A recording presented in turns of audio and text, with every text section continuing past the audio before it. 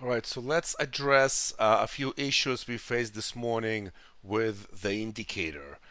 First of all, I want to answer Mark's question. You wrote me um, a great email, and I believe the response is best if I actually show it as opposed to type you an email. It's picture is worth 1,000 words, right? And this way everyone else can understand as well.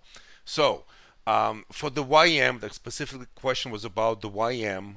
Uh, the claim was 608, 44,608 should not have been the buy level today for the YM because of the way the ATR appears. But I want to explain this point very carefully. Maybe I wasn't exactly clear in the mentoring session, so this is why we have this support room, right? If there is any kind of a misunderstanding, I always blame myself. So it's not you, it's me. Okay, so let me try and kind of explain what this is. Um, if you're looking at the live bar right here, right, and here is the ATR, this bar did not exist at 8 o'clock. Again, I am Eastern time, so when I say 8 o'clock, I mean 90 minutes before US session opens. All right. So we all understand, since this is CME RTH, this bar did not exist at 8 o'clock.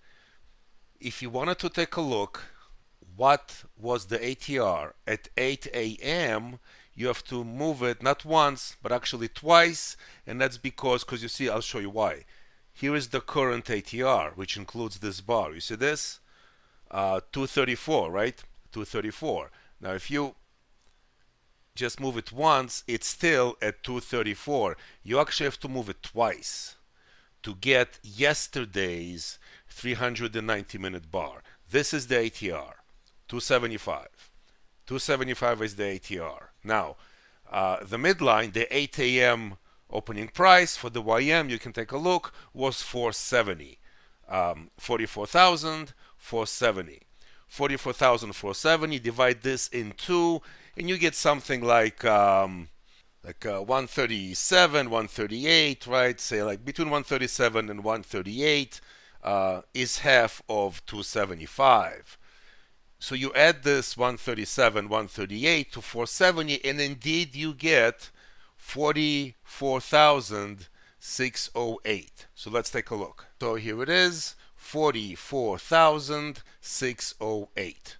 Now, if you're going to say, yeah, but it includes that tiny bar between 4 and 5, that is true actually, but that is part of the formula. It is used, best way I can describe it, it's used as a smoothing kind of action. I mean, you see the accuracy, right? So it's not 608, there is a reason why it's 608. It is indeed 608. And so, yes, there is this tiny bar, and the way NinjaTrader calculates the ATR, in our case, right, with a value of 5, uh, from this point in the day, you have to move it 2 bars. You don't have to worry about that tomorrow morning. Tomorrow morning, whatever you see is what you see.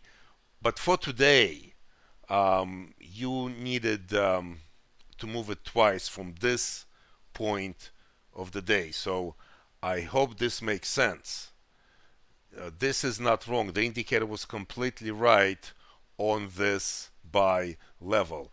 Also, we had this issue with my ES, if you remember, showed 83 as opposed to 87. Well, guess what? My fault. I tell you guys to load 20 days, and I had 5.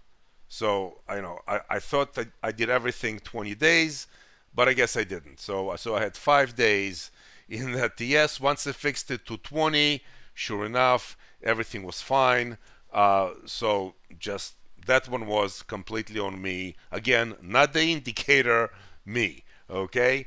Now, as far as some people got revised levels at 9 o'clock. So the only way to get the revised level is if a bar closes above the buy level at 9 o'clock, which NinjaTrader, of course, has as 9:05, right? So on a 5-minute chart, on a 1-minute chart, it would have been 9:01. So if a bar that reads 9:01 on Ninja, which is really a 9 o'clock bar, if it opens above or below buy or sell level, then prices are going to be adjusted by the indicator. In my case, it did not happen. Now, I know someone used the 30-second chart, so maybe a 30-second bar at 9 o'clock closed above, and maybe that's what happened. None of my indices, none of my bars, and I use the 1 minute, closed above that buy level, and so there was no revision to the levels. So I hope that makes sense. I'm going to recheck again all my charts now to make sure that I have 20 days loaded with the indicator. Once again, any issues, feel free to email me or post them in our channel. That's fine. I will see them and I will address every situation. I hope this helps.